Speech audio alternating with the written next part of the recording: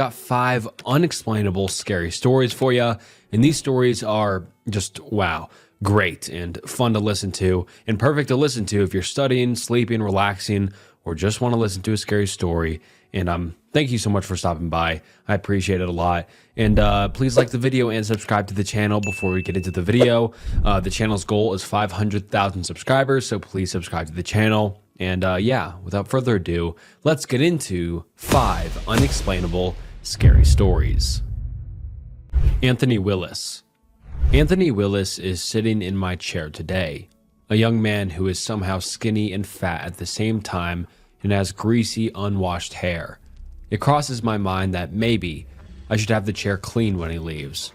This is his first time, and he is still young, fresh, and stupid.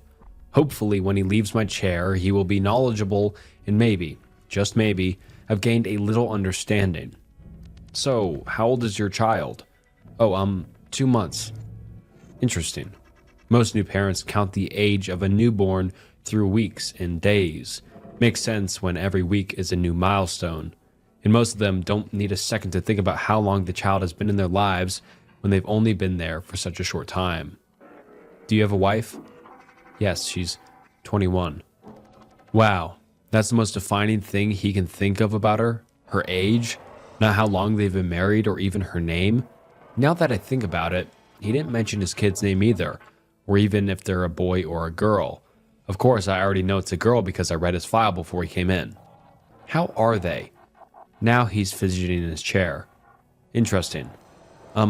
Good. They're pretty good. Pretty good, so descriptive. And he actually broke eye contact with me to say that. This guy is a horrible liar. Thank God. He'll be so easy to break. Yes, but we're not here to talk about them, are we? He brings his eyes back to me and sits up when he realizes that the small talk is over and it's time to get down to business. We're here to talk about you. So how are they in relation to you? I must have caught him off guard. He's uncomfortable. He's actually stretching his arms out and placing his hands behind his head in a subconscious attempt to take up more space. Typically, in a human male, this means they are either intimidated or trying to impress someone they are attracted to. Something tells me it's not the latter. After a few seconds of painful silence, I decide to help him out. Let's just start with your wife. Would you say you have a good relationship with her? I'm leaning forward, eyebrows furrowed, hands together on the table. It seems like the more attention I pay to him, the more awkward he becomes. It's delicious. Yeah, well, it's okay. God, this guy doesn't want to talk. That's fine because I've dealt with a lot worse.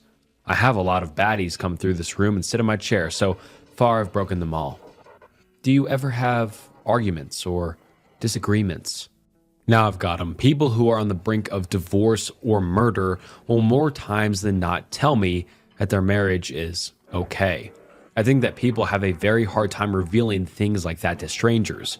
We've been conditioned, after all, to slap a band-aid on a bullet hole and a smile on our face during hardship, especially marital strife.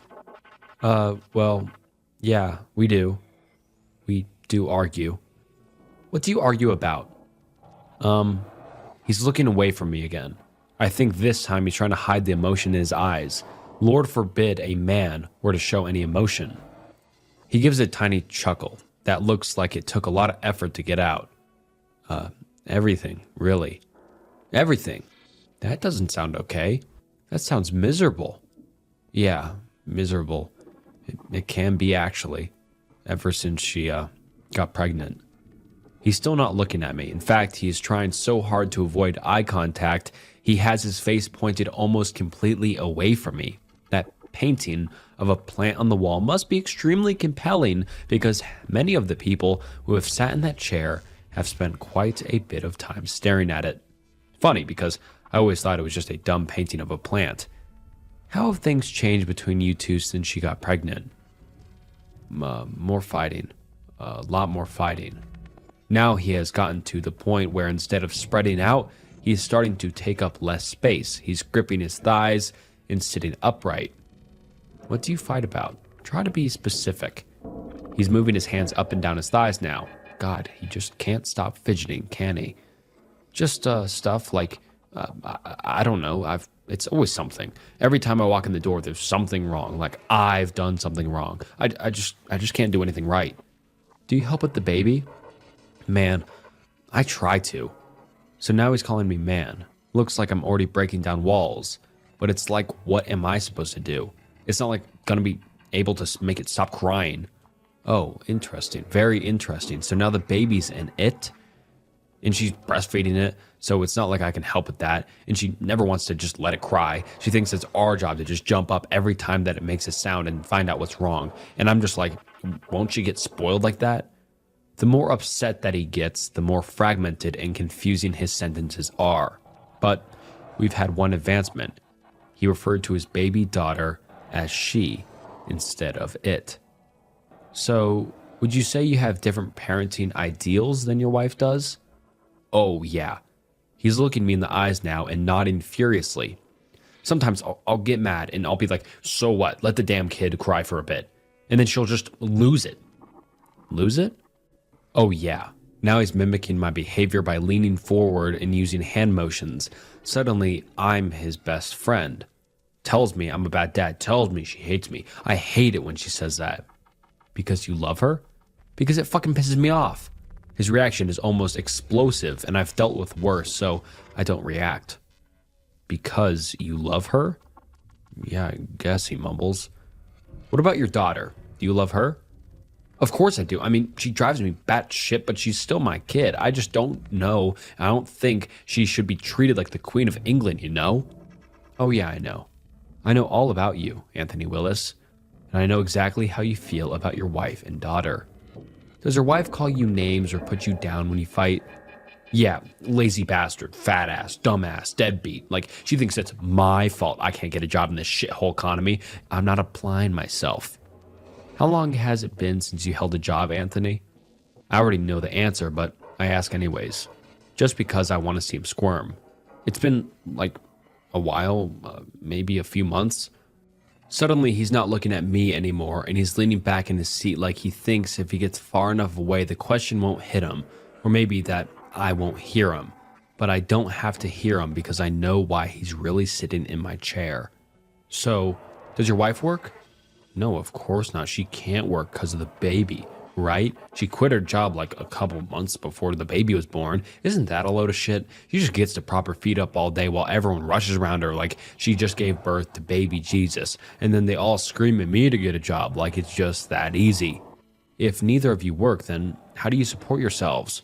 Of course, I know the answer to this as well, but it's very important that he says these things out loud. It's the only way I'm going to lead him to the truth. Her parents, you know, they've got a little money, I guess. We sleep in the spare bedroom, sometimes. Sometimes I just sleep on the couch because I don't feel like fucking dealing with it. Sometimes I just want to get a full night of sleep without the kid waking me up, you know? Yes, Anthony, I know. I know all too well. She insists on having the baby sleep in the bed. I don't see why she can't just put the crib in the bathroom or the living room and then just let the baby cry for a little bit, even for just a few hours if it means we'll get some sleep, you know? But no. I need a full night of sleep sometimes, you know? What about your wife? Does she ever get a full night of sleep? What does she need it for? What does she do all day? She's always either sleeping, watching TV, or just completely glued to that baby, but then she complains at me that I should be doing the dishes and making dinner, even though I literally spend hours every day on the internet searching for jobs. But as soon as I try to take a break, you can guarantee she's going to come in and start screaming at me. I think it's funny that a few moments ago, he wasn't even speaking in full sentences to me, and now he's spewing paragraphs. He's not uncomfortable anymore. He's still fidgeting though. He keeps his eyes on me, but his hands are traveling all over his body like he's covered in ants. Guilty conscious, Anthony? Living with your in-laws must be stressful for you as well. I'm trying to hit all the pressure points. How worked up can I get him? And what can I get him to confess? Man, you don't even know. I know, Anthony. I know all about it. But I want you to tell me anyways. Her dad? The dude fucking hates me, like hates my guts. He's constantly telling her to leave me, and he really wants to kick me out or kill me probably. And then her mom is just a bitch, just a straight up bitch. She doesn't like cussing, doesn't like drinking or smoking or anything except for her grandbaby. She treats that baby like it came from God. But me, the man who made the baby, she treats like shit. Go figure. Do you fight with her parents? Yes and no. Like, they won't say anything to my face. They just say it to her. And then we end up fighting because of it. Do you get angry? My voice is so low now, it's almost a whisper. I'm leaning forward, preparing for the pounce. Who wouldn't? How angry? Well, sometimes. His voice is getting lower as well. I hear that baby. That damn baby screaming. And I swear to God, I want to kill her. He's holding his hands in front of himself now with his fingers clenched. The tendons in his hands are sticking out, and I can see veins under his transparently pale skin clearly. So what do you do when you're angry? I've already got him. He'll answer any question I ask him, but I still want to lead him into his own realization. Also, I'm not done toying with him yet. I throw things, break things. Her mom doesn't like for me to get drunk, so sometimes I just throw empty bottles and break them when they're not home. I slam the doors. I punch the walls, kick the walls. I punched a hole in our bedroom door one time. I can't help it. It's really hard, you know? Being a man but being treated like a little kid, I just want a little fucking freedom. How does your wife react when you go into a rage? Oh, you know, all scared and shit. Like she actually thinks I'm gonna hurt her. She gets all freaked out. One time she told me that if I laid a hand on her, then her dad would shoot me. Dude, at this point, that fat old man can go ahead and do it. It'll be a fucking blessing right now. And what about the baby? Have you ever hurt her?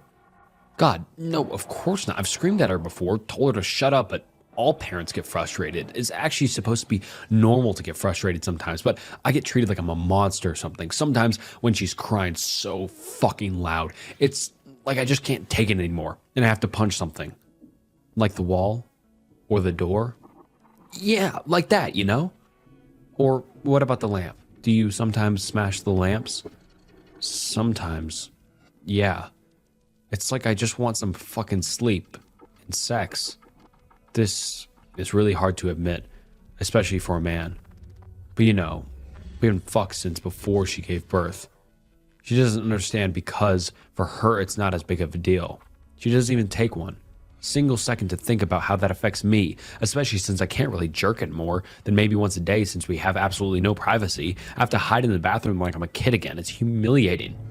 By this point, I'm feeling borderline rage, but I've learned how to hide it very well. My face remains practically expressionless, although underneath, I'm tensing up for the kill. Think about the last time you argued with your wife. What was it about? At first, it was because I wanted her to actually show me that she loved me, you know? Like, put the baby down for the 2 goddamn seconds and pay attention to me for once. Oh, she didn't like that. Of course she didn't like that. How dare I imply that I'm a human being with needs, right? By needs, do you mean sex? Not exactly. I'm just a physical person, you know? Love languages and shit. Well, I'm physical. I like to be touched, you know? Initiate a kiss or something every now and then. If it leads to sex, it does, but it doesn't have to. But at the very least, she could at least try. She would always complain that if she tried, it would hurt. But, like, how the fuck is she gonna know if it hurts this time if she won't at least try? Once you get this guy talking, he could go on forever. I could get him to spill his entire life story to me right now if I wanted to. But I don't. I just want one thing, and I'm getting closer and closer. What happened next? I don't remember too well, to be honest. Now he's acting like I'm his good buddy. He leans back in his chair and stretches. Talking shit about his wife seems to be making him more confident. Men like him love to talk shit. And when they actually meet someone who will sit there and listen to it without kicking their ass, they eat it up. The hardest part of my job is pretending like I'm not disgusted by men like him. You left the house, didn't you? You were quite angry. Man, angry doesn't even cut it. I was pissed. I think I did leave. Maybe I went to a bar or something. I must have gotten real shit-faced because I can't remember anything. Can't or won't. I have to speak slowly and enunciate each syllable to keep from screaming. What does that mean? Let me help you out. You didn't go to a bar. You went to a gas station. You bought a lot of beer. You drank a lot of beer. All by yourself in a gas station parking lot. Then what happened? I went home. His poor stupid brain is going into overdrive now. I think for the first time he's actually starting to question where he is and maybe who the hell I am. But there's no time for that, and he wouldn't understand yet anyways. I have to keep him on track. We're nearing the breaking point. Yes, you went home. Now focus on remembering. I'm leaning so far over the desk now, I'm practically laying on it. My eyes are stuck on his so hard, he doesn't dare look away. I have to keep him focused. Her parents were still gone. I was really happy about that. I couldn't stop thinking about how lucky I was, but then I was really mad. Why were you mad? Because the fucking door was locked and I didn't have a key, and I was pounding on the door and yelling, and she wouldn't come and open it. She was purposefully not letting me into my own house. It's not your house, Anthony, but that's not important right now. He's making progress. So, how did you get in? Oh, easy. He looks down at his bloodied right hand. I broke the window on the door and just reached through and unlocked it. It was really simple. I was so drunk that it didn't even really hurt. And your wife, she was inside? Yeah, I think so. He was still looking at his hand like he just couldn't comprehend. I can't let him finish the puzzle yet. He needs to put the pieces together in order. Anthony, your wife, what was she doing? What did she do when she saw you? She started fucking screaming loud, telling me to stay the fuck away from her. Oh yeah, then she tells me, guess what? Her parents are at the police station. They're trying to put me in jail over a tiny punch, like not even half force. And what did you say? I told her that if I was going to go to jail, she was going to be a hospital. So she fucking runs like a little bitch into her parents' room and locks the door. I can hear the dumb bitch through the door. She's on the phone saying, oh God, he's going to kill me. Help me, oh God. I'm mad, so I start kicking the door. I'm really only trying to scare her, but then the door breaks. And next thing I know, there's a gun pointed at my face. She's pointing a gun at me, but she has the nerve to call the cops on me? I wasn't even afraid though. I mean, I knew she wouldn't do it, you know. There's no way she has that much courage. So I just start walking forward and she's walking backwards and crying and saying, don't make me shoot you. So you know what I did? I walked right up to her. I took the gun and held it to my chest. And I just said, if you're gonna do it, fucking do it. And you know what she did? She threw the fucking thing on the ground. And then she's just crying and saying, please don't hurt me. That bitch was going to shoot me. Can you believe it? He's no longer on the line between crying and laughing. He's playing hopscotch with it. But she didn't shoot you.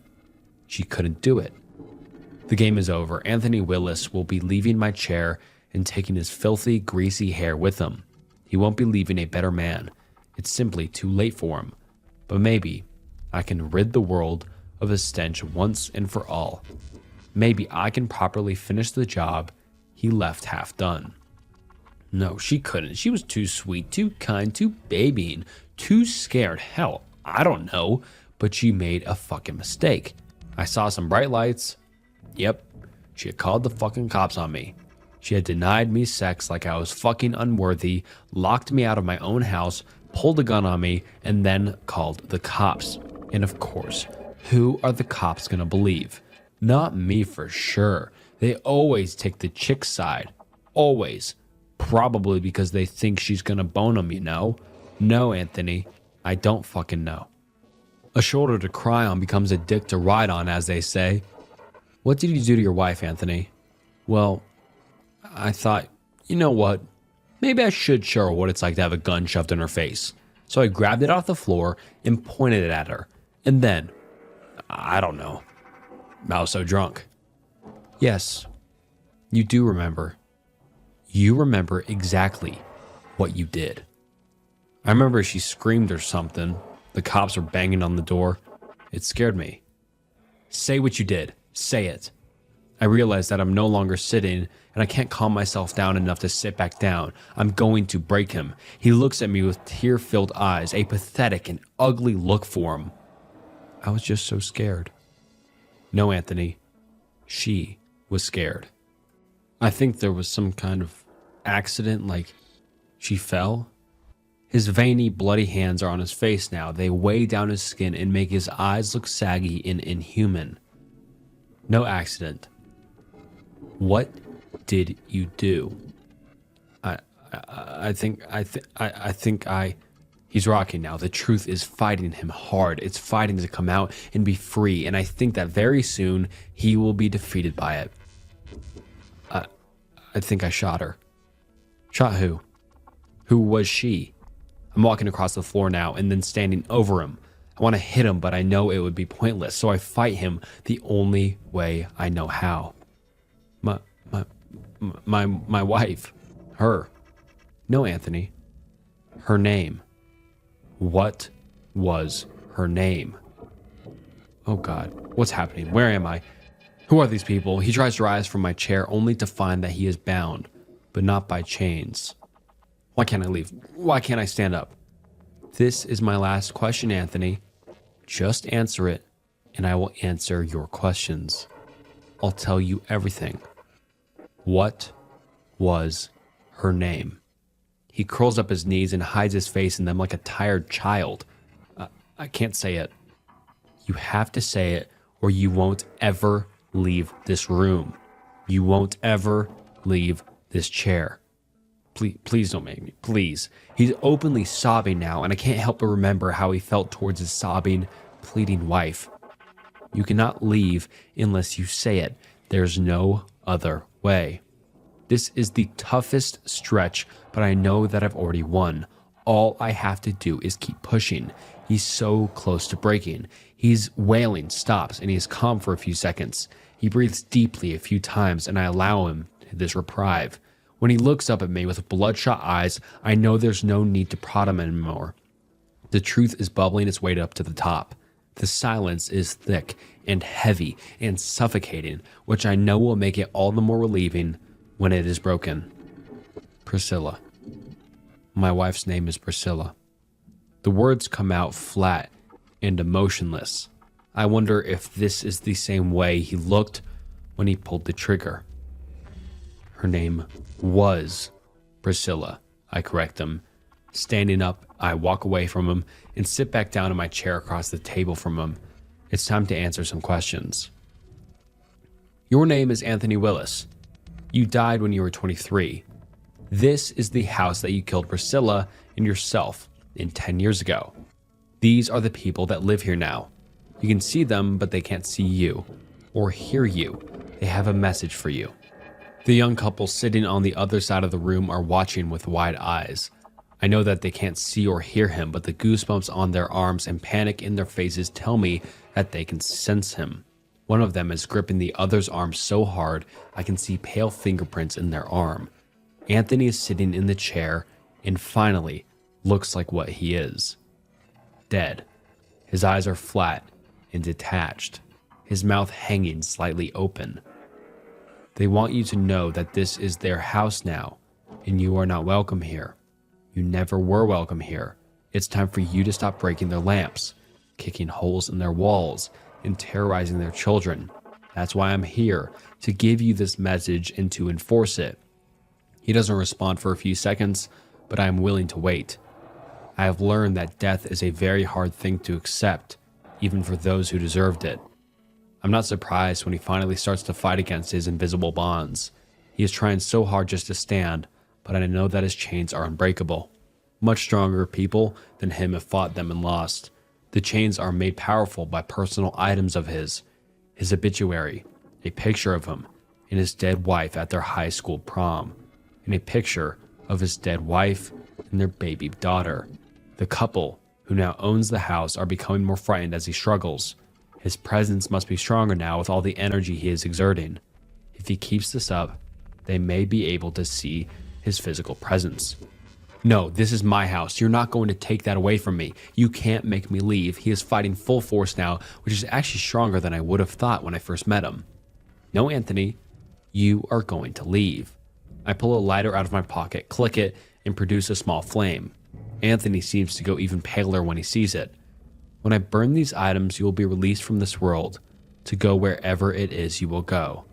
Wait, his voice is high-pitched and panicky. Where will I go?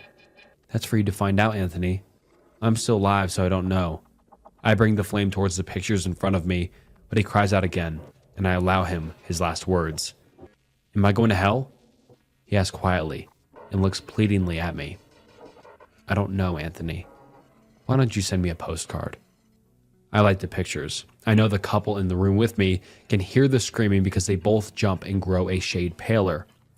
One of them actually screams out loud and acts like they are going to bolt for the door.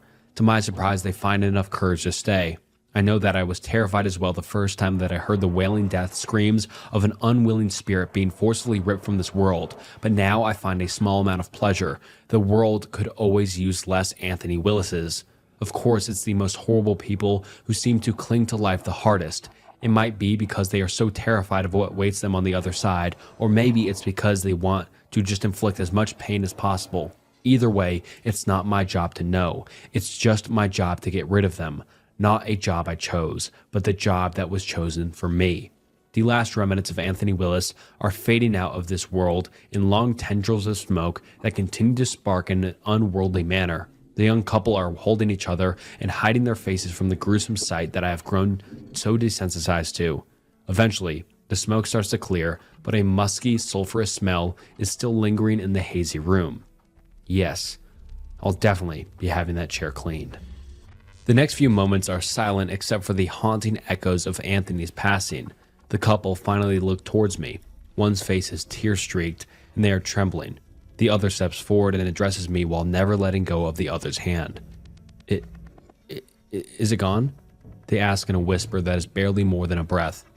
Yes, he's gone now. He won't be back either. Of course, if I were you, I would still keep my eye out for any other occurrences. While uncommon, this was a traumatic death involving more than one person. So, I would keep an eye out for the wife just in case. The wife, the one he killed? Their question reminds me that they could actually hear my side of the conversation. Yes, it's unlikely that she is still here. And even if she is, I don't think she could actually cause you any problems. But if there are more problems, don't hesitate to reach me again. Okay, thank you. And the payment? They asked tentatively.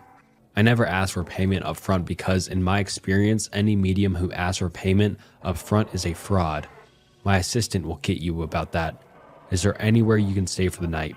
Possibly tomorrow night as well? My mother's house. That's where the children are right now. Why is it not safe yet? They seem so awkward talking about this. They always do.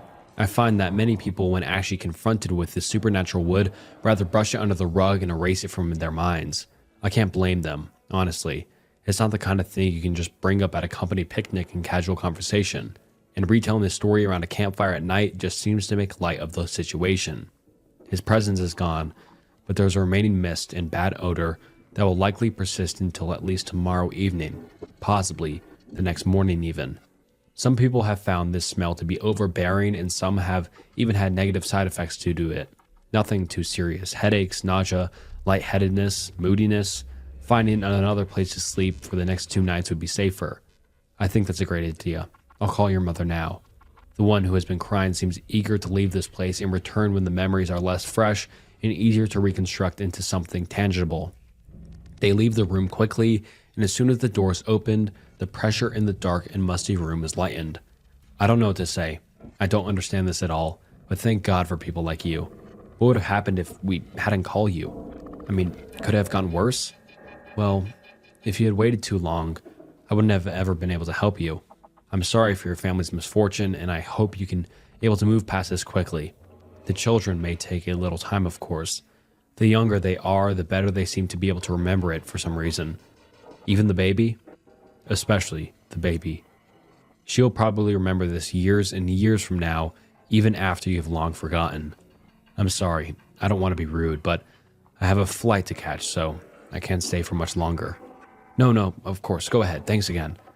I am led to the door and feel the familiar rush of fresh air and sunshine and life in general. Area 51 is a distraction. The real prize is in eastern Alaska. So, by this point, everyone is no doubt well aware of the Area 51 memes and all the hubbub surrounding them. Apparently, over 1 million people are set to storm the perimeter on September 20th of this year. Should be interesting. But let's be honest for a second. I doubt it will happen. And even if it did, even if by some ridiculous miracle they managed to overwhelm the most powerful military on Earth and infiltrate a top secret base, I don't think they would be exactly thrilled with the results. I'll just come right out and say it, I guess. Area 51 is a red herring. It's a distraction, and it pretty much always has been. Nothing out there but sand, reclusive scientists, and some crusty-ass lake at this point. I mean, think about it. If Area 51 is one of the most top secret and covert black sites in the world, then why does everyone know about it? How secret can a secret be if everyone knows the secret? For God's sake, even Obama acknowledged its existence a while back. That's the whole point of it. They want you distracted, so you don't look for the others. But why take my word for it? Who am I anyways? Just some pleb on the internet that decided to cash in on a trend for some clout and perhaps a bit of that sweet, sweet karma, right? Well, yes, but actually no. That may be who I am now, but I was once a person of particular interest to the United States government. Most people knew me as Mr. Blue. Not my real name, but it is easier to pronounce. I used to be a pilot, did that for many years, and loved every second of it. I tell you, there's nothing quite like soaring through the skies and breaking the sound barrier for the first time. You might crap your pants a little, but it's all part of the experience, really. Now, unfortunately, the type of work I did was above top secret, and for all of our safeties, I cannot go into further detail on what I actually did, or who I actually worked for. One day, I was out on a classified reconnaissance mission in a certain area where I should not have been. I'll apologize here for the vague details of certain things, but you gotta understand, the things I'm about to tell you are beyond top secret. They would kill me 10 times over for uttering a word of it. So here's to hoping that doesn't happen. Anyways, the mission was going as planned, when suddenly my instruments started going berserk on my dash. Air pressure inside the cabin just plummeted, and the speed and fuel consumption gauges looked like they were playing ping pong with each other. Everything began to rattle like crazy, and my alarms erupted into a symphony of irritation. Next thing I know, I see this bright light soar past me at an ungodly speed. The shockwave it was produced was so violent that it shredded the whole of my craft. In a split second, I went from casually flying along to suddenly regaining consciousness as I plummeted headfirst towards the ground at terminal velocity. I managed to pull my chute before I splattered, but as I touched down, I almost wished I hadn't. There I was met by an awaiting entourage of at least 24 men in winter camo suits and masks. They all pointed their weapons at me and screamed in a language which I recognized as English. I tried my best to calm them down and appear unthreatening, but that didn't stop them from wrenching me into a pair of handcuffs and hauling me into one of their APCs. They began to drive away, and the real severity of the situation hit me. I was not going to be saved. The people I worked for had never said it, but it was always well known that if you ever were captured, then you were pretty much on your own. With that in mind, I had no real incentive to keep my mouth shut since they started interrogating me. It may seem cowardly, but I was not about to be brutally tortured for a former ally which would never come to bail me out. Yeah, the government really says they don't torture people, but trust me, when they really wanted to know something, there's no tactic too extreme, and they really wanted to know something. So I told them about who I worked for, what my mission was, where I grew up, all that jazz. It was all fabricated, but they took the bait regardless, thanks to their severe distrust of the Russians at the time. They were actually pretty cool after that. I mean, they wouldn't let me leave their custody, but that was better than being dead, or at least it was at first. They transported me away from my initial interrogation place into a secure facility somewhere nearby. I was blindfolded the whole time, but from the rumbling of multiple vehicles, sounds of doors sliding open multiple times, and the distinct feeling of my stomach dropping, I could tell they were taking me somewhere deep underground. Soon after that, I stepped off the elevator, and they removed my blindfold.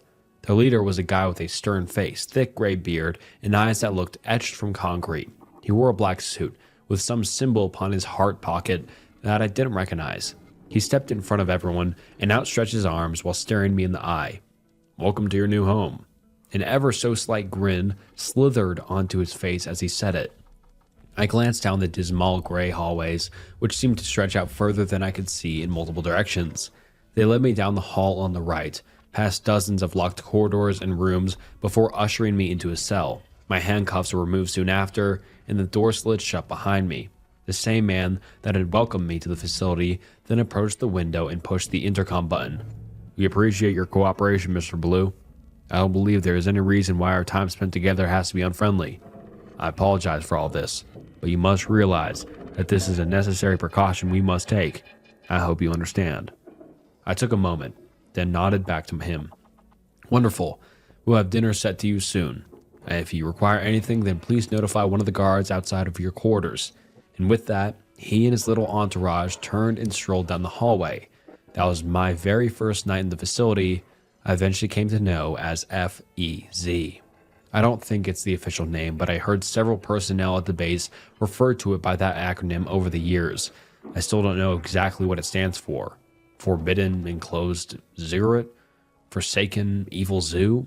Forced Ejaculation Zeal? Fabulous Elf Zombies?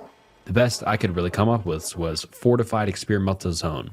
It makes the most sense too, all things considered. At first, it wasn't actually too bad. The staff was nice, they cooked great food, and there was plenty to see around the base. Although, every once in a while, I would hear the screams just barely echoing through the vents.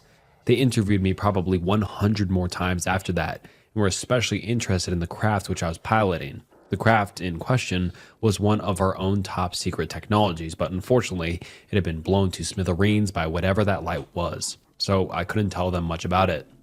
It took years of incarceration there, but eventually the staff came to trust me almost as much as they did their own comrades. We would laugh and joke with one another, and soon enough we became what some might even consider to be friends. I became especially close with one of the scientists there named Kevin. Kevin was a smart guy, comical too, and explained quite a lot of things to me. He and I would spend hours talking on countless occasions. He was my only real glimpse into what was happening in the outside world. He'd bring in books and movies for us to enjoy together. He kept me updated on everything, and over the next 30 years, we developed a close relationship that I would always treasure. I must have displayed some kind of intellectual potential because they eventually started asking for my input on various curiosities stationed throughout the base. They only did it because I had sworn them complete loyalty and would never be allowed to leave the base anyways, but for me, it was just nice to feel included. The base itself was absolutely colossal. They always blindfolded me during transports at any location, but one time I caught a glimpse of the buttons in the elevator. There had to be at least 50 of them on that panel.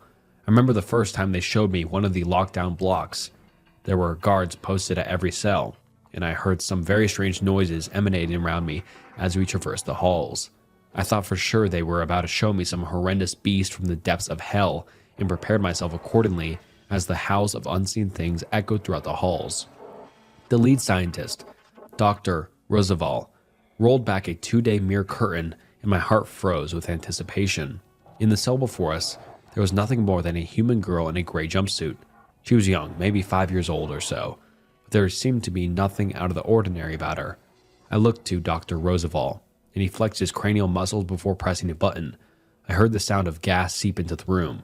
A few tense seconds passed when the girl suddenly shrieked like a banshee. Her head tilted back and I saw jagged, needle-like teeth emerge from her mouth. Her jet-black eyes then lurched towards us, and she lunged at the window.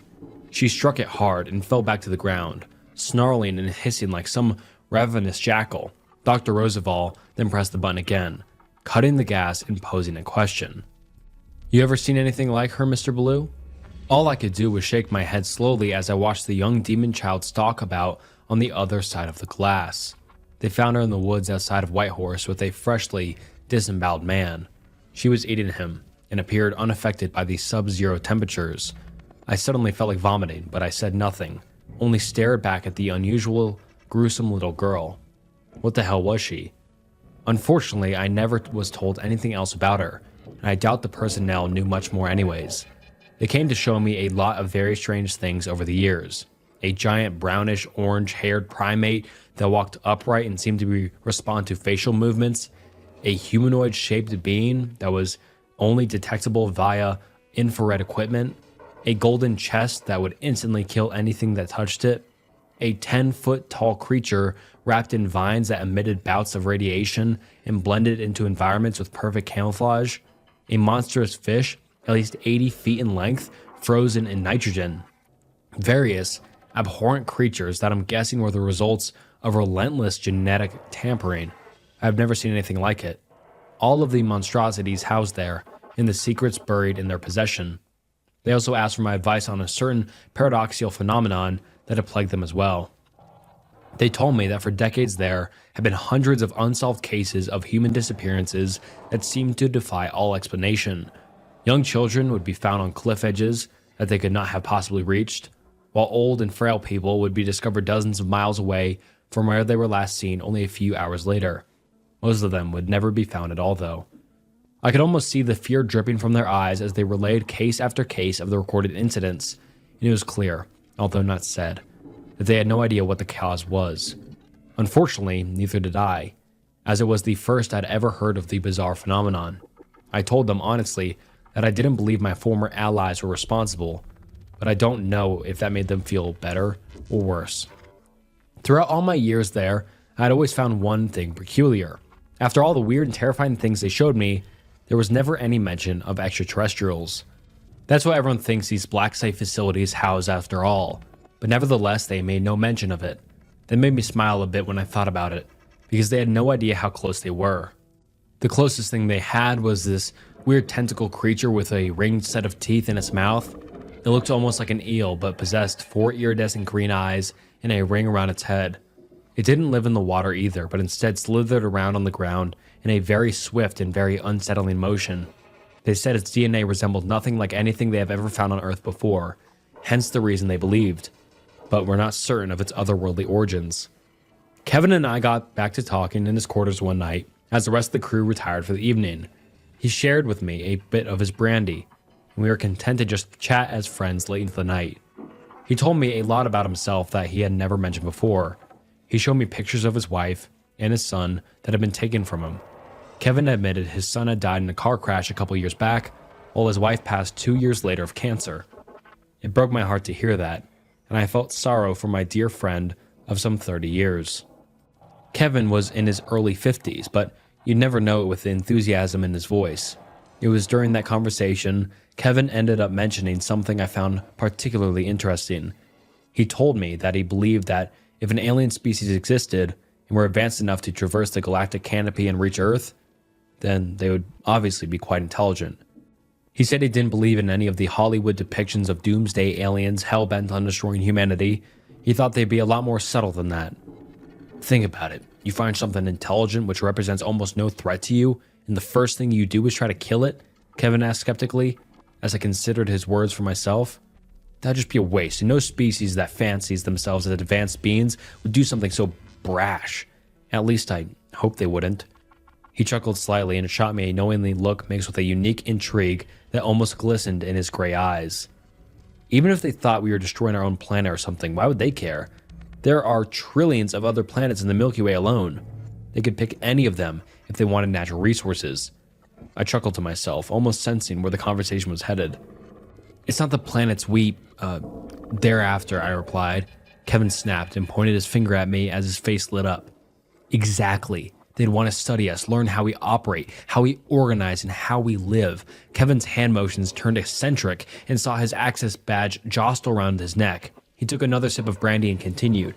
They probably learn more about us than we even know about ourselves. I mean, granted, they have to be more intelligent. They could learn up close, understand how humans work. They'd have no need for bloodshed when they could simply inconspicuously integrate into human culture. They have no doubt mastered the art of altering their biology to disguise themselves as humans. I mean, there's nothing when compared with the tech they used to get here, you know? He paused from his enthused monologue and wiped the steam off his glasses. I just sat back, content to let him continue, as I found it fascinating that he could know so much. Aliens. They're not warlords. They're poets, architects, authors, musicians, beings that wish to create, It is the ultimate calling for an entity so powerful. Kevin took a deep breath and reveled in his own explanation. His speech had turned a bit slurred, and I could see his eyes floating lazily in their sockets. He then met my eyes in a look that he had never given to me before. It was a look that seemed to shed all sense of formality and pose a question which he had long since suspected the answer to. "You're not really from Russia, are you?" The sudden accusation caught me off guard, and I felt my stomach drop like a lead weight. I didn't say anything, and Kevin just scoffed. "You had everyone fooled, and I mean, I was too for the longest time. You had a suitable backstory, authentic sounding accent, all the alibis you gave us checked out." He paused and clasped his hands in front of him. "You looked so authentic too. There was one thing you missed. One thing that you just can't fake." He looked me deep in the eyes and fell silent. He didn't have to say it, for I already knew what he meant. The eyes are impossible to truly fake. That night your craft was shot down. What were you doing here?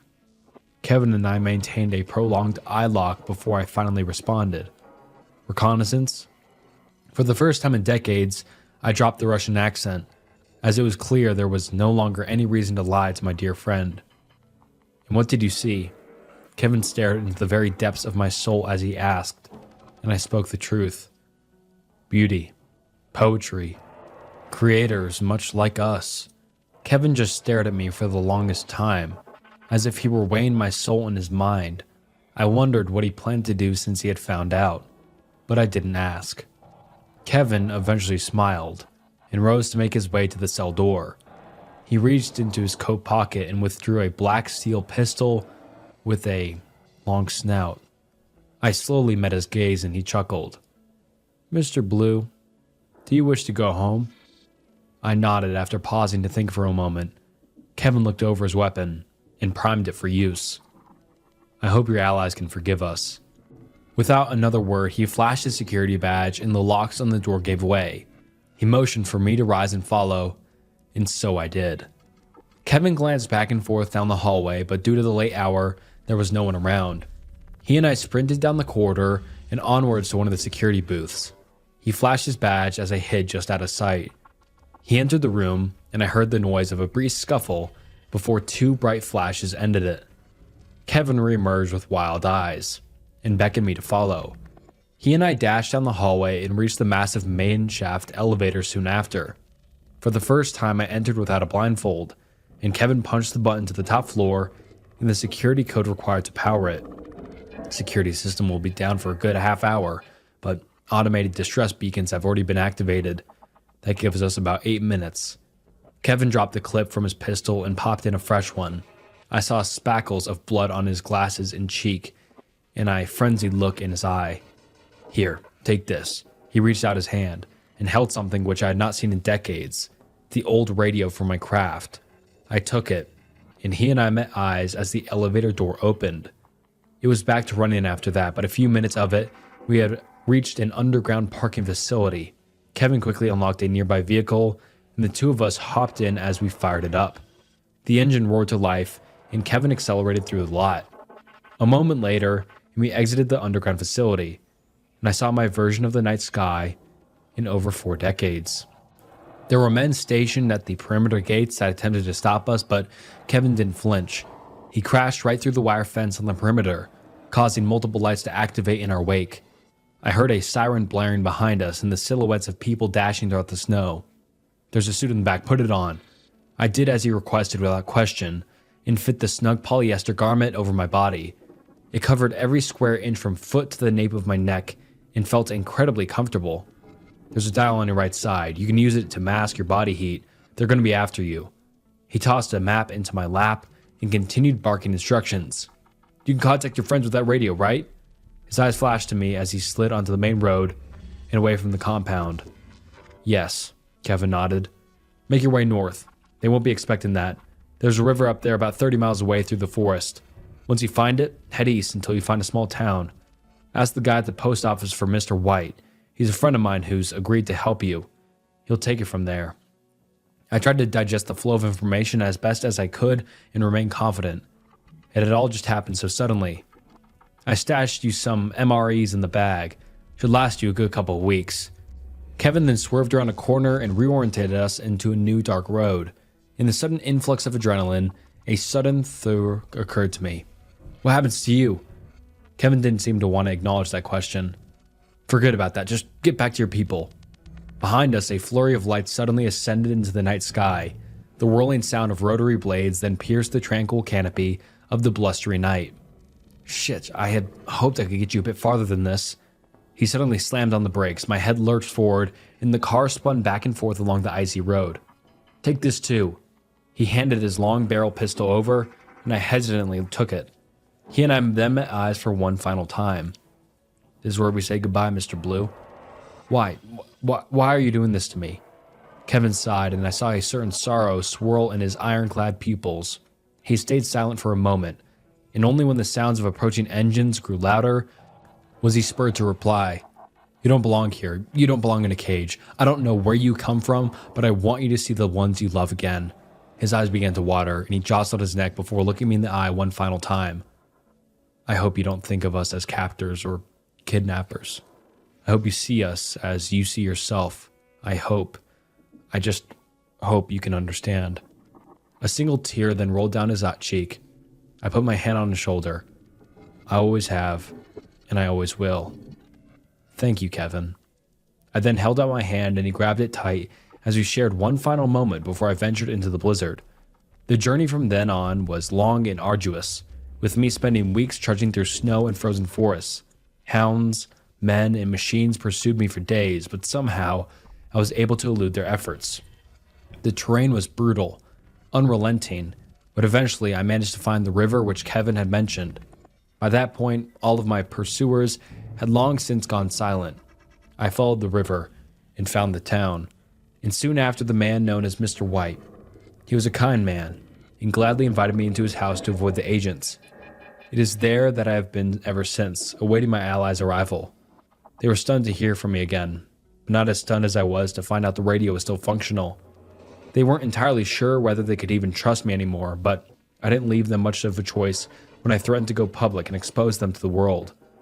They finally agreed, but admitted it would be months before they could reach me. I expected as much, and thankfully, Mr. White allowed me to stay with them and await their eventual arrival.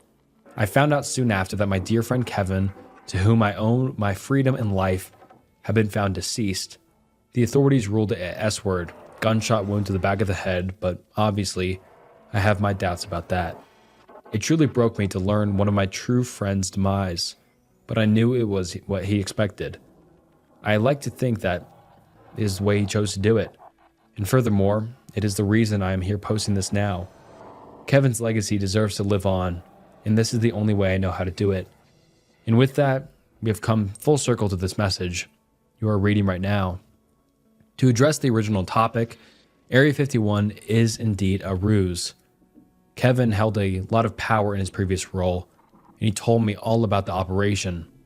The real prize is the FEZ, my former prison, somewhere in eastern Alaska, buried beneath the snow with all sorts of horrid things in its clutches. If you're going to storm anywhere, that should be the place. Just remember to pack a coat. Kevin was a smart man, brilliant even. If you've managed to make it this far, then I'd like to think you are someone like him, brave, curious, and with an almost innate sense of wonder that cannot be satisfied. It is my hope that Kevin's ideas will live on through you. My allies would never approve of this message, but I know now that they are wrong. Truth is something that all sentient beings should be allowed to perceive, despite how unpleasant it may to be hear it. It was Kevin's belief that the beings he knows as aliens are already here, that instead of murdering humans as is often portrayed in stories, they would blend in, take keen interest in human culture, society, and art, write books, poetry, and music, in hopes of connecting to something truly extraordinary, something that reminds them of themselves. If Kevin is right, then maybe one day you'll even stumble upon such a story for yourself. Maybe you'll think it's nothing more than a work of fiction to entertain you for a while. Maybe the author of said theoretical story would seem like nothing more than your run-of-the-mill internet user. He probably wouldn't just come right out and say it because That would be entirely too corny. He would probably just leave you the pieces and hope that you can understand the truth for yourself. Maybe you truly are like Kevin, drawn to mystery and prepared to entertain the fantastic. Maybe you'll just dismiss the implications of the words before you because you don't dare believe something so outlandish. Because in the end, truth is not the problem. Belief is. Maybe someone will understand who, or more importantly, what I really am. Maybe it will be you. Either way, I've been away for a very long time. It is time for me to go home. Thank you, Kevin. I will always uphold our agreement. 2 facts you should probably know. Here are 2 facts you should probably know. Fact the first: when a human being is driven into a corner, you should never underestimate the levels of stupid and dangerous they will resort to in order to escape. Fact the second: if a deal seems too good to be true, it is. Normally, I wouldn't be the kind of guy you should be taking advice from. If I wrote an autobiography, it would be called Jesus Wept, but in this very specific instance, I have some valuable experience. It started, as most tragic stories tend to, with a series of short-sighted mistakes. About a decade or so back, I was a few years out of college and trying to build a life for myself. I was single, educated, and driven, all the qualities someone needs to succeed in life. Well, not the single part, but you get the idea. I had prospects, some real potential, but like Oscar Wilde once said, I can resist anything except temptation. Yeah, I was an English major. I didn't get hooked on meth or corn or anything like that. No, my vice was the thrill of chance. Gambling was the greatest rush I'd ever experienced. Just giving up control, letting the gods of probability and randomness decide your fate. I got hooked, kept going to those damn casinos night after night. Looking back, I was naive. I was foolish. It would take an idiot, blinded by a lust for sensation, to not realize another crucial fact. The house always, I repeat, always wins. To make a long, painful story short, at the tender age of 24, the local pit bosses had taken me for all I was worth and then some. As a result, I was indebted to some unsavory characters who were not all that keen on giving me some leeway on the money I owed them. I managed to pull together just shy of $100 in a week doing odd jobs, but that was a fraction of what I was in for. At the time, it seemed like a better idea to just piss away what money I had at a local bar rather than carrying on my sad little exercise in futility. So that's exactly what I did. And by virtue of a few gallons of the cheapest spirits you can possibly imagine, I can't remember a great deal of what happened after that. Next thing I know, I'm waking up in a puddle behind the bar, having been turfed out for making an ass of myself. The electric buzz of the neon signs above my head felt like I was taking a power drill to the frontal lobe, while the cold, filthy water below my face helped to sober me up a smidgen, just enough to make me aware. It was right then, in my lowest possible moment, that I met him. "Hey there, buddy," he said, his voice pleasantly cheerful and melodic. "You look like you need a helping hand." Thankfully, I've got 2. There was a gentle tug on both of my shoulders, pulling me upright. He leaned me against a wall. I could finally take a better look at him. To begin with, I wondered if I was hallucinating. He seemed so strange, so out of place. My good Samaritan was about 6.5 feet tall, but he was built like a pack of uncooked spaghetti.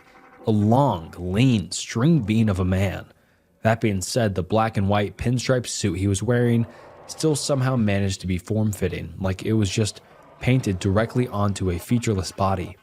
Above his collar, fastened to the top button and held in place by a large and ugly bow tie, sat a pale, grinning head with black hair parted in the middle. Truth be told, my initial thought after properly taking in the sight of him was as follows. Holy shit, I died in that puddle, and this is Death himself come to collect my pathetic soul. Sadly, that was not the case. I was, in fact, still alive. "There we are, pal. That's a lot better, isn't it?" he said, kneeling down on the long, rail-thin legs to look me in the eye. "We'll have you feeling like $1,000,000 in no time. Never fear." While back then, I just assumed that it was my drunken mind playing tricks on me. I remember his eyes seemingly strange, yellowish. They had a kind of nuanced sheen to them, like sclera and iris just melted together into a single, formless mass. Eyes like goddamn egg yolks. It's always such a shame to catch folks in a pickle. Such a shame, he said largely to himself, I think. Whatever happened to helping people out, you know? It's a good feeling. Who are you? I managed to choke out. The kind stranger smiled and turned his sulfuric eyes towards me. You're asking the wrong person there, amigo. I'll tell you if I knew. Honest, he replied with a laugh. What's your name, though? Nate, I said, wondering if I was about to vomit or not. Nate Wilson. Oh my God, that's such an awesome name, the stranger said, as the sudden explosion of interest on his face told me that he wasn't faking his misplaced enthusiasm. Nate Wilson. It has a ring to it, don't you think? God, what a great name. You're a lucky guy, Nate. Lucky to have such a great name. Thanks, I guess. There was a long, awkward silence after that. I sure as hell didn't know what to say, and the stranger seemed to more than content to just stand there and stare at me, grinning like a freak. It felt like it was my responsibility to break that irritating silence. Look, I really appreciate you helping me, buddy, I began. Wait, you consider us buddies, he asked. His tone was, at that stage, ambiguous. I mean, you saved me from the breathing alley water, so I guess so, yeah. This might seem hard to believe because I definitely didn't believe it at that time, but the stranger literally jumped up into the air and whooped loudly. A grown man behind a dive bar doing that. It was like something out of a strange dream that your one boring friend always wants to tell you about. That is fantastic, he said, grinning ear to ear like he just won the fucking lottery. It's so wonderful to make new friends. He extended a spindly arm towards me, his hand open and his spidery fingers outstretched. Put her there, friendo, he said. And because that night wasn't weird enough already, you better believe I did. That's what I'm talking about, he said with another childish cackle, pulling me to my feet with disarming levels of strength. Through the power of friendship, anything is possible. Sure, he may have spoken like his only experience with the outside world was watching Saturday morning cartoons, but he seemed innocent enough, a benign weirdo, just trying to help people along his way. Though I must admit, the fact he was reluctant to tell me his name was somewhat of a red flag for me. Now, I'm going to be completely honest with you, Nate. He began, his amber gaze turned downwards in what might have been embarrassment. There was a reason I followed you out here. It wasn't just a stroke of good luck. My heart immediately sank. I knew he was too good to be true. This was when he stabbed me. Cut me up, wore my skin as a suit, and turned the rest of me into makeshift lasagna. Nobody was ever that happy at that hour of the night if they had all their psychological ducks in a row. Well, if you're being honest, I said, swaying on my feet, still too drunk to defend myself. Would that reason happen to be my murder? He seemed shocked at first, then began to laugh. Do you think a murderer would be this friendly, he asked. Molestation, then. Jesus, no, Nate. You're a good-looking guy, don't get me wrong, but you're really not my type. Then what does a guy like you have to do with a guy like me? I asked, the needle on my internal emotive scale creeping from curious to irritated. Well, he paused again, as though searching for the proper words. He was looking at everything but me. The bar, he finally said. How much of what happened in there do you remember? Somewhere in the margin of nothing, I think, I said, now leaning against the wall for support. You were talking to the bartender. Loudly, he said, bouncing up and down on the balls of his feet. I wasn't eavesdropping, not at all. I just happened to overhear. You were talking about some kind of money troubles. I'd almost forgotten about them myself, but the second he said it, all the memories came barreling into me like some nauseating tidal wave. I'd ranted and raved, screamed at the top of my lungs, debt, debt, debt. I got belligerent when I felt they weren't showing me enough sympathy. And when I get belligerent, I was rightly thrown out on my inebriated ass. Oh, don't worry about those, I said, my cheeks reddening with shame. That's not your problem. I'll deal with it. But Nate, You didn't sound like you could deal with it." "What the hell is it to you?" I snapped back. The stranger stopped talking and began reaching into his jacket. I got a sudden flash of paranoia that he worked for one of the casinos and he was going to put a bullet between my eyes. "You're my best friend, Nate," he said. "And, friends are meant to help each other out in sticky situations, aren't they?" He produced a stack of bills from a pocket inside his suit and passed it over to me. Will this be enough?" he asked. It was at this point that I was most open to the idea of this all being some crazy dream.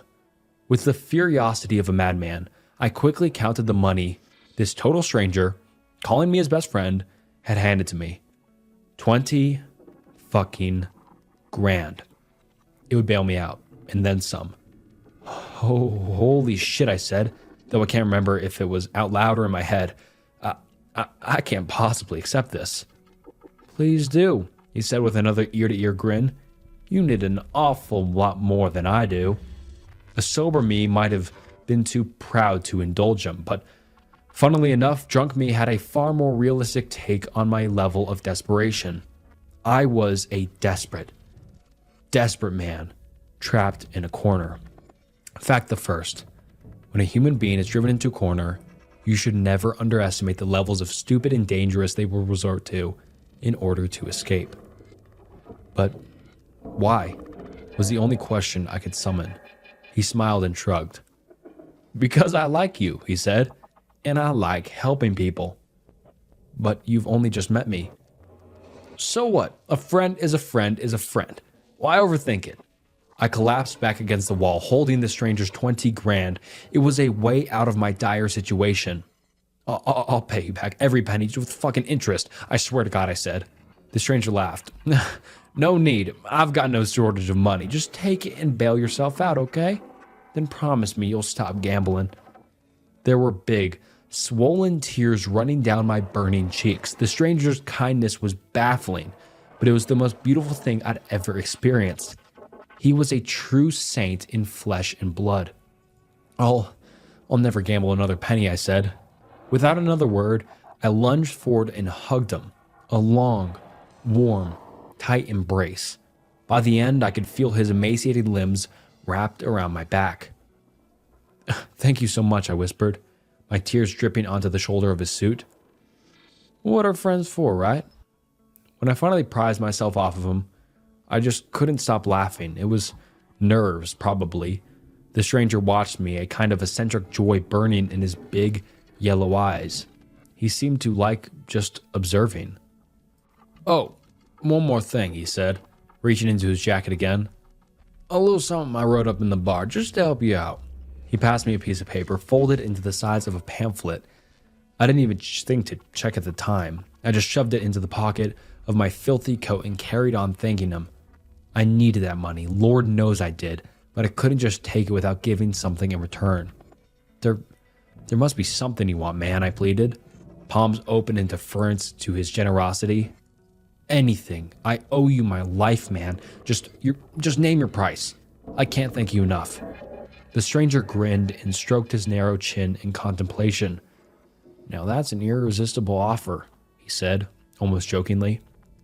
You drive a hard bargain, Mr. Wilson. Leave it with me, okay? I'm sure I'll think of something." He began walking away after that, whistling, of all things. Sunshine, lollipops, and rainbows. As he did so. Now I was laughing again, half out of giddiness, half an acknowledgement of the sheer strangeness of the events transpiring around me. Right then, as I sat outside a shitty bar, covered in dirty water, my own tears, and more than a little puke, I was the luckiest human being on the planet. "What do you give to the man who has everything?" I said aloud. The stranger looked over his shoulder at me one more time, his odd eyes meeting mine. "Almost everything, Nate," he corrected. "Almost everything." And just like that, the stranger was gone. Almost funny, isn't it? How someone like that can have such a profound impact on your life, then just up and disappear just as quickly. Like a comet, just trailing past. You only catch its light for a brief instant, then it's dark again. Using the stranger's money, I paid off my gambling debts in full and still had a little left over. I swore to stick to my promise, for my own sake and his. In the 10 years that have passed since that day, I haven't gambled a cent.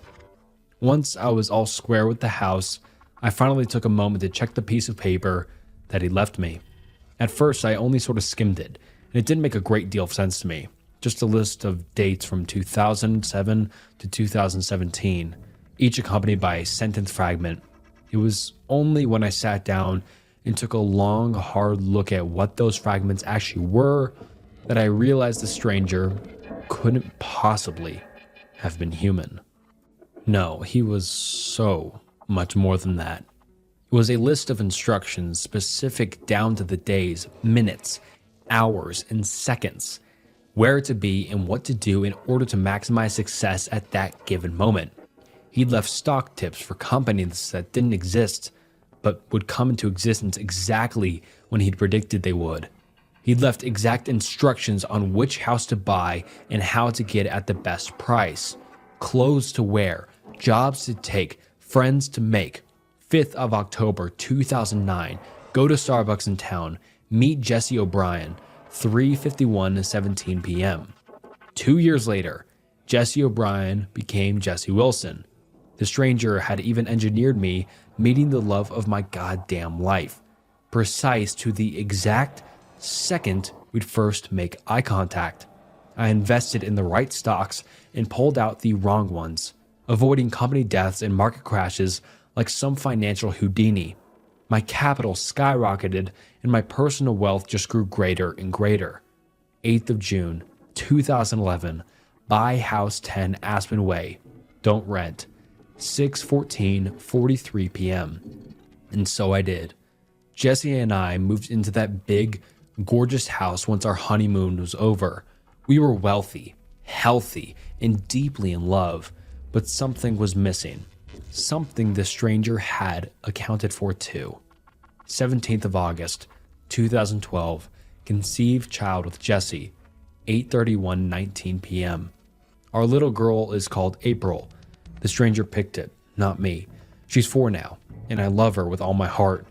The stranger, a man who I'd known for less than an hour, had steered the entire course of my life in the best possible direction, out of nothing more than the kindness of his heart. He'd saved me. He'd saved all of us. Even though it'd been 10 years since that day and I was drunk out of my mind at the time, I remember every detail vividly. That's why, as I was walking down the street this morning, my arms full of grocery bags, when I heard someone singing, "Sunshine, Lollipops, and Rainbows." A few feet behind me, I recognized the voice instantly. Sunshine, lollipops, and rainbows. Everything that's wonderful is what I feel when we're together.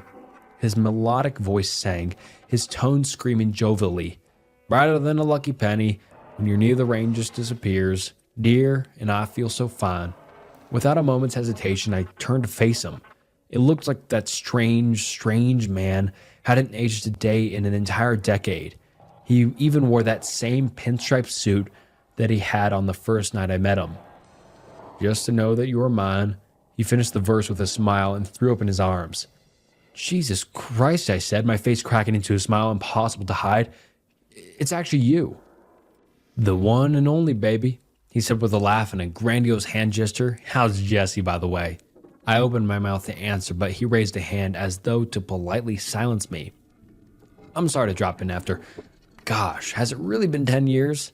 Jeez Louise, time really does tend to get away from me, he said.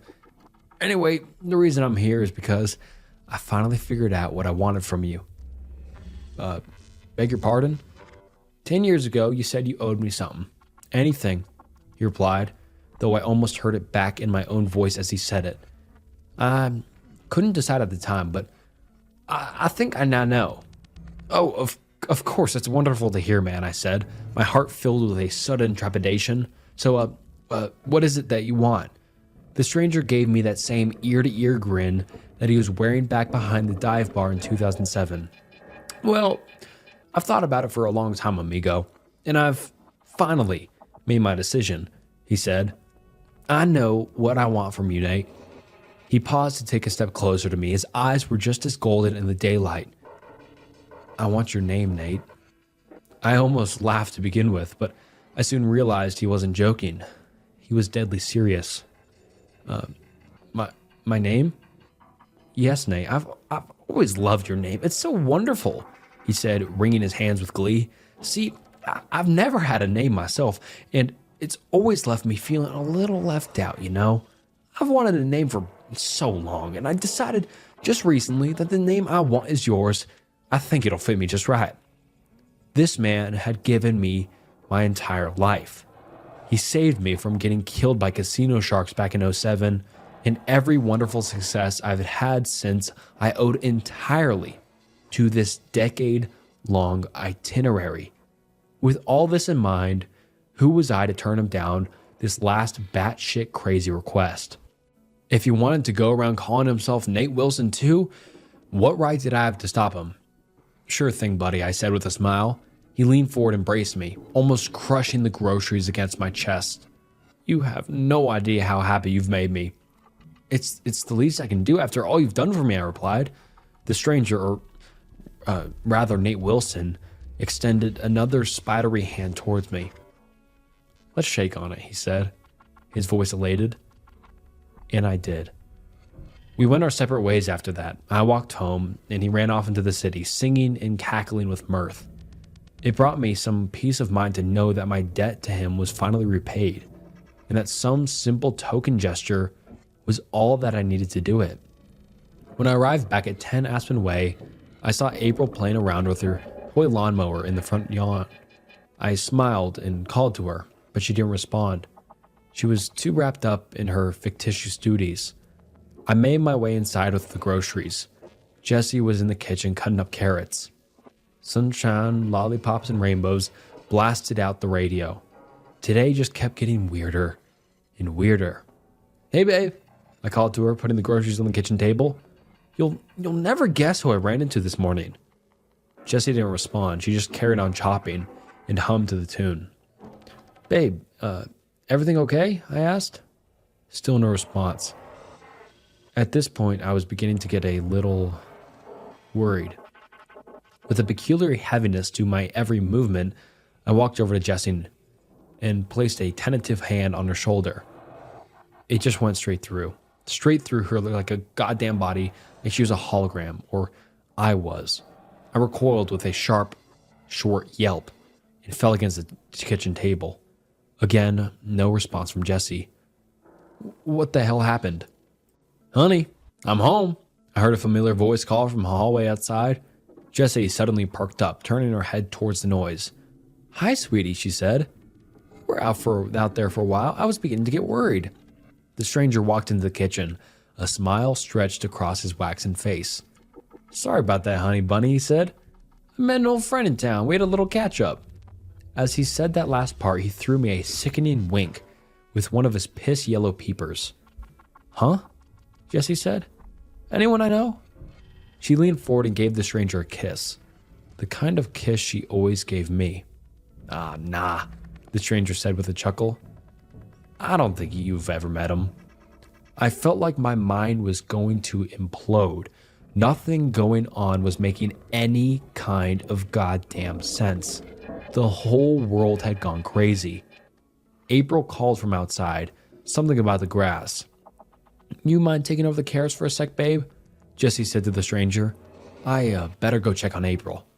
"No problem, honey," he said, taking the knife from her hand and giving her another kiss. Jessie left the room, leaving just me and the stranger, all alone. I quietly fumed and he chopped carrots. "What the fuck is going on?" I finally asked him, when I had gained the modicum of composure required to do so. "What have you done, you crazy fucking weirdo?" He carried on chopping the carrots. His eyes never left the chopping board. "My name is Nate, stranger," he said. "I'd really appreciate if you called me by it." In my state of fury, I tried to grab him by the shoulder and turn him to face me. I could actually touch him, but he wouldn't budge. It was like trying to move a mountain. "That's my name, this is my house, and that's my wife," I said to him, rage and confusion rendering my voice a crackly mess. "I want you out of here and out my life." The stranger chuckled. See, that's where you're wrong, Slick. All that changed hands, he said. This is Nate Wilson's house. Jessie is Nate Wilson's wife. And this is Nate Wilson's life. And, by the terms of our recent deal, I'm Nate Wilson. And you, good buddy? You're nobody. I won't accept that, I yelled, slamming my hand down on the kitchen countertop. Without another word, Nate Wilson rammed the knife through my hand. There was no pain, no blood. It just phased through, as though I no longer even existed. Word to the wise, stranger. Reality marches on, regardless of whether you accept it, he said, as I pulled my hand away from the knife. Everything you have, everything you've tricked yourself into believing you earned, you got from my instructions. You never owned this life, stranger. You just rented it from me, piece by piece. Now it's mine, and there's not a thing you can do about it. He stuck the knife into the chopping board and turned around to me. Except, of course, leave and let me, my wife, and my daughter get on with their lives. Do you understand, stranger? I stood in crushing silence for a minute or two. But can I see them again? Sure you can. You can see them anytime you like, but only I can see you. Just like up until around an hour ago, only you could see me. It doesn't feel good, does it? Being nobody. Being nameless. The gravity of it all was finally closing in. I fell onto my ass and began to cry. God, I was so fucking stupid, I said. How did I fall for all this? Nate Wilson shrugged and ate a piece of carrot. Don't blame yourself, buddy, he said. I was waiting for centuries before I found someone who I could interact with. It isn't your fault you happen to be that person, or they had such an awesome name at the time. Well, my name. You were only going to waste it, friendo. If I wasn't there that night, a heavy would have broken your legs the next day. You'd have gone into painkillers and OD'd a few months later. Nate Wilson becomes gravestone fodder. What a waste that would have been, huh? But what do I do now? What I did, stranger, Nate Wilson said, eating another piece of carrot with undue relish. Ask around, find someone you can talk to. Might be this afternoon. Who knows? Sure could be a week, month, year, decade, century, but I'm an eternal optimist. A century, I said, trying to ebb the stream of tears flowing out of me. I can't wait that long. You'd be surprised, pal. Patience is something you'll learn, being nameless. When you finally do manage to wrangle yourself a name, you'll appreciate it a little more this time. You'll make something of yourself. Fact the second. If a deal seems too good to be true, it is. So, is that it? I asked. Is that all you have for me? Nate Wilson nodded. I'm afraid so, good buddy, he said. But you seem like a nice enough guy. I'm sure you'll figure something out. You can always depend on the kindness of strangers, don't you know? As the man who had just stolen my entire existence carried on hacking up vegetables, I left the room, walking out of the kitchen, through the hallway, then out of the house entirely. I stole one last look at Jessie and April, his family, playing on the lawn, totally carefree, all smiles. They'd never even know that I was gone. Perhaps it was better that way, no heartache. I whispered a goodbye that they'd never hear, and closed my eyes in a pointless attempt to shut off the tears I knew would be coming either way. I set off into the city after that, walking alone, in search of something, hell, anything to call myself. And that was that, the story of my unnaming. Perhaps Nate was right. Perhaps it was his life all along. Maybe he'll live it better, live it kinder. He might be a better father, a better husband, a better Nate. I don't feel so attached to that name anymore. But if you know all this now, that means one good thing. You can read what I'm writing. If you can read my words, perhaps you can hear them. And if you can hear them, perhaps you can reply. If so, hope to hear from you soon. We have a lot to talk about, you and I, a lot to discuss. I think I can do some great things for you, dear reader, dear friend. I'll help you out of any bind you need, and I'll barely ask for anything in return. Barely anything at all. My father-in-law is in prison for trying to kill me. Now I know he was trying to be kind. 1 year ago, my father-in-law tried to murder me. He planned it beautifully. The trip up to the cabin in the woods that his family owned, pushing me into the dried up old well, pickpocketed my phone, left a gun within the well that gave me the option of caning myself instead of starving to death. His twisted version of mercy, I guess. Either way, he would have got away with it. He hadn't accounted for the lost dog, though. Hadn't thought that a couple would come looking for a beloved pet who had raced off after a deer. That they would find me, half dead from starvation and dehydration, holding the gun, contemplating it seriously after nearly 3 days in the well, fully aware that I was going to die of thirst before starvation. There had been no rain for days. When I woke up in the hospital, my wife Samantha was by my side holding my hands, her beautiful face wet with tears. Despite my own physical pain, all I wanted to do was make her stop crying, so I softly took her hand and with great effort raised it to my lips and gave it a gentle kiss. I was so worried about you. What happened to you? She begged me, green eyes bright with tears. The nurse came in and took my vitals, then told my wife that she should leave me to sleep some more. I was glad for the rescue because I knew once I revealed what had really happened to me, my wife's heart would break permanently. Her father had always been her favorite person. I met Samantha at work 3 years ago. She was the marketing executive where I was a software developer. We were both in our late 20s, and I knew within 10 minutes of our first conversation that I was going to marry her. She was bright, funny, clever, and it didn't hurt that she was absolutely gorgeous with bright green eyes and long red hair. 4 months into dating her, she met my family. I come from a massive family where both my parents had 4 siblings each and then went on to have 5 kids together too. Our Sunday lunches are loud, raucous events at my folks' place with at least 20 people in attendance, but Sam was utterly charmed by my family, and my parents and siblings adored her. She fit right in like the missing piece of a jigsaw puzzle.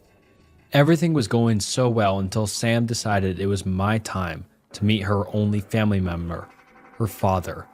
Cameron Joyce was a tall, burly man who dressed and looked like a lumberjack. He lived in a neighborhood at the very edge of the suburbs, close to a big, wide forest. When he stiffly shook my hand, his blue eyes ice cold, and a sort of chill ran through me. After we walked into the 2-bedroom house behind him, the first red flag should have been that there was no photos of Sam's mother. Not one. In fact, if I truly thought about it, Sam never really spoke about her mother. I should have asked more questions about her, but I guess I always just assumed that the subject was too painful for her. The first time I thought her father was trying to kill me was a fleeting thought which happened that visit. I distinctly heard Sam tell her father over the phone multiple times that I had a nut allergy. But when we sat down to eat, I started to feel my throat swell up. Sam's father watched me cough, slowly chewing his food. Of course, we had an EpiPen on us, but if we hadn't, I could be dead right now. Then it was the time, right after our wedding, when he knew I couldn't swim, but I am 90% sure he pushed me into the lake when the 3 of us were on the docks looking at his boat. The third time was the charm, though. If those hikers hadn't found me, I'm sure I would have died down in that well. You might be wondering why I chose to go to that cabin with a man I thought was trying to kill me, because I really didn't think he was trying to kill me. My brain insisted that I had misread or misheard the situation, and both those incidents could have been accidents. Also, Sam was keying her father and her husband, and I just couldn't break her heart. I'll never forget the ride to the cabin. My father-in-law was a man of few words, so when he decided to tell me a story, I almost sighed with relief that I didn't have to keep talking to fill the dead air between us. He kept his eyes on the road and said, "There was once a boy who lived a happy life with his family in the forest. It was him, his 3 brothers, his parents, his grandparents, his uncles and aunts, and all his cousins. He didn't know much about the world beyond his family home, but he had 1,000 things to do in the woods, so he never wandered. For a time, all was well, and as it should be. The boy and his family lived off the land, hunted and thrived, until one day on his 19th birthday, the boy saw the woman in white in the gut of the trees. Ethereal and shimmering, she glowed like a white will-o'-the-wisp. When he asked his mother about her, she told him to stay away from the woman, that nothing good comes out of the woods on a sickle moon night. We were close to the cabin now, and as we approached it, a strange sort of feeling was beginning to crawl up my spine, a sense of something being wrong, gripping me tightly. The boy listened to his mother. 2 days he did not go looking for the woman. On the third night, he found himself outside the house walking into the woods. As he drew closer, he saw the woman's face. Her gold hair shimmered all the way to her knees, ice blue eyes, and a lovely face that glowed with the promise of a forever his mortal brain didn't understand. The woman offered him her hand. Entranced, he reached out, took it. He parked and turned off the engine of the car, but still wouldn't look at me. Instead, he stared ahead into the depth of the forest, and he told me this eerie tale. The minute he took that hand, the thing claimed him. They found him a year later at the top of a mountain, living in a cave, naked and insane, speaking a strange tongue in a language which had to be made up. What was terrifying was that both his legs from his knees downward were gone. And yet, the wounds had been cauterized, and someone or something had clearly been feeding him. His parents brought him home and tried to help him recover his mind. The doctors fitted him with prosthetic legs he kept hidden away, but the boy was never really the same again. When he began to slowly speak again, he spoke of a woman with a skull instead of a face, a long skeletal crone's body, fangs instead of teeth, clumps of white hair that fell out of her head, and milk-white eyes, the eyes of a corpse. And then, finally, the ear-piercing scream. He fell silent, and then my skin was crawling. I asked him, what happened to him?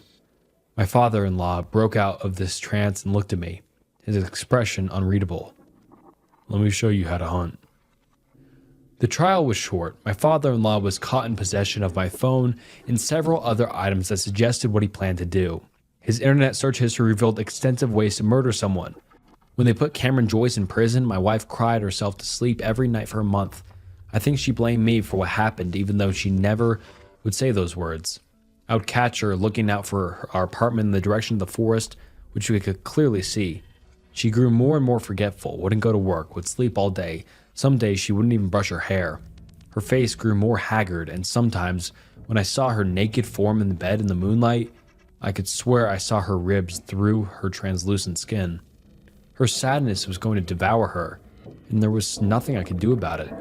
One day I came home and she wasn't there. I looked for her everywhere. I don't know how I knew it, but somehow I knew she'd be at the cabin.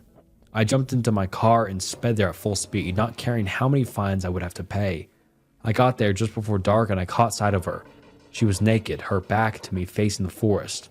Sam! I called her name as I got out of the car. She didn't turn to look at me. Instead, she stood there, her messy red hair lifted by the breeze. I called to her again, a deep sense of unease in my bones. Sam! Slowly, she turned to face me. And that was when I saw her face. A skull, a distended jaw that opened much, much too wide. That was when she let out an ear-piercing scream. A sharp pain burst through my head, and I immediately clapped my hands over my ears. I tried screaming my wife's name again, but all I could hear was the shriek that was starting to feel like someone was knifing my brain. My vision swam, and I stumbled backward. A dozen figures had approached from the woods, all of them with skull-like faces, impossibly distended jaws, and the same milk-white eyes that had replaced my wife's bright green ones. And they were all walking towards me. I didn't even think. I got into my car and started the engine, my ears bleeding from the sound of the scream. I ran. 2 days later, I'm couch surfing at a friend's after the doctors had dealt with one perforated eardrum. They told me I was lucky both my eardrums hadn't burst from the volume I was listening to music at. I just nodded and let them go on with it. There was a ringing in my ears I couldn't quite get rid of no matter how I tried. There was no way I could explain what had happened in those woods to them. I'm waiting for the ringing and the headache to stop before I go looking for Sam again. This time I will take a gun. I'll find her and bring her home. I've already spoken to the police, but I know They just aren't as motivated to find her as me. My phone rings and I gingerly held it to my good ear. It's a collect call from the prison. I accept it because who else could possibly give me answers? It happened, didn't it? My father-in-law's gruff voice made me nearly drop the phone. I swallowed hard. Sam's gone, I said numbly. She's gone back where she belongs, he said. You're lucky. How am I lucky, I asked, bitter anger surging through me. She was my wife and your daughter. That thing was no daughter nor a wife. It knows how to mimic being human. Why do you think I told you that story? His voice was low and even. My jaw dropped. Was he really suggesting he was the boy from the dark fairy tale he was told? You're cruel. Disowning your daughter, trying to kill me. You should listen to me, boy. And listen good. That creature was dropped at my doorstep a few months after I came home from the forest. It was an infant then, and it butchered my parents. I found pieces of them around their cabin for years, then proceeded to kill everyone related to me. Yet it wouldn't let me die or kill me. And I couldn't figure out why, until I realized it needed me, the way a parasite needs its host. Finally, when everyone I loved was dead and buried, it needed more prey, and it found you. I'll take pieces of you, then keep you alive to take pieces of everyone you love. It will feed on your pain as you live through your own horror show. I swallowed hard. He had lost his damned mind, surely. What on earth was he trying to say? If I were you, I would take all my belongings and leave. Leave the state, hell, leave the country. Don't ever look back, you hear me? Ever. With a sharp click, he hung up. I wish I had listened to him. I wish I hadn't decided that I needed to rescue my wife at any cost. Instead, I am sitting here in the dark, inside the old cabin, looking outside the window, my fingers folded around the hunting rifle. A sickle moon gleams silver, the only light in the jet black night. And there inside the darkness, I think I see a figure shimmer. From a distance, she almost looks like my wife. Almost. Until her inhuman skeletal jaw distends, and she screams. I played hide and seek with my son and found something terrifying. During quarantine, my 4-year-old and I played a lot of hide and seek. Well, hide and seek with a few extra rules. 1, I'm the only one that hides. He doesn't want to. 2, I have to call out yoo-hoo every few minutes, otherwise he'd never find me. And 3, when he gets close, I pop a hand or foot out of my hiding spot and he shrieks, I see your feet, ha ha ha ha ha.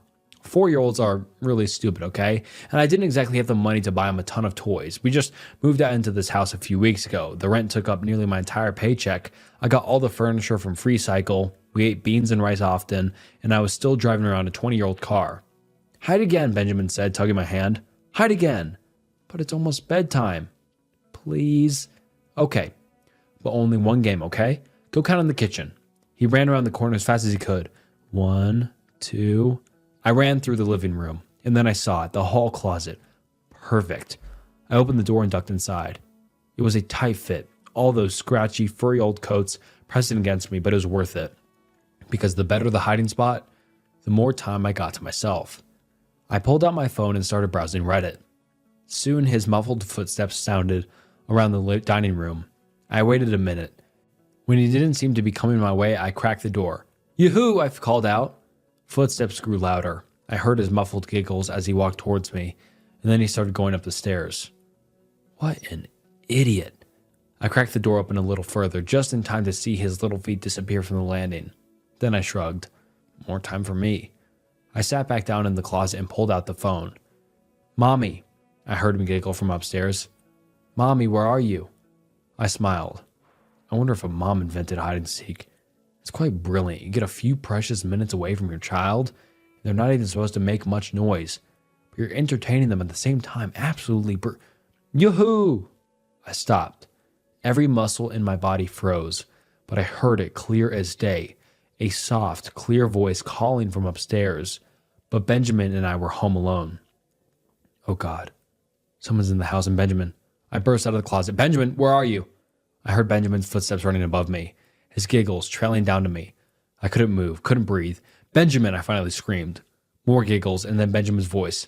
I see your feet. No, I catapulted up the steps, screaming for him. I burst into the bedroom, and he wasn't there. Just his empty rocket bed, comforter rumpled, embroidered stars staring back at me. I ran back into the hallway, spinning around. Benjamin! But I didn't hear any footsteps, any giggling. The house was dead silent now, and I could hear a pin drop. I ran into the guest bedroom. It was empty. I ran over to the closet, threw it open, looked up and down, nothing. Stumbling back out into the hallway, I crossed back towards my bedroom, the only bedroom left. I ran inside and flicked on the light. Empty. The pile of dirty laundry on the chair, untouched. The wardrobe, hanging open. My clothes inside. The pillows piled up on each other in a heap. Heart dropping, I ran around the other side of the bed. Also empty. I crouched to look under the bed. Empty. Mommy! Mommy! Relief flooded me as I heard that voice. The door to the bathroom opened a crack, and one blue-eyed peered out at me, wide with fear. I ran over and grabbed him, hugged him, and then I hoisted him up and started out for the bathroom. His eyes were still wide with fear, and they weren't focused on my face, but the spot just above my shoulder. I whipped around. It took me a moment to see it, but then I did. I stared at the wardrobe, frozen, my heart pounding in my ears. In the shadows, poking out from underneath the hems of my dresses and coats, were 2 feet. In moments like this, my brain doesn't really think. It's too slow. Instinct reigns. The smartest thing would have been to lock ourselves in the bathroom and climb out the window, but instead, I just ran for the hallway, as fast as I could. As I ran down the stairs, I heard the weighted footsteps, slow and methodical, resonating through the house. I could still hear them pounding into my brain as I ran to the neighbor and screamed for help. The police came. They searched the house. They didn't find anything, no signs of forced entry either. So they promised me they'd patrol my street for the next few days. But that was all they could really do. I had decided to stay at a friend's house for a few weeks until I felt safe again. But every time I closed my eyes, I could see them. Those 2 feet that looked so off, somehow, swollen as if waterlogged, a bit too grayish in tone to belong to any normal person, toenails blackened and split, and I think back to that wardrobe, how I'd gotten it for free, how the owner told me his mother had just died, and he was just trying to get rid of all her stuff as quickly as possible. And I wondered, how exactly did she die?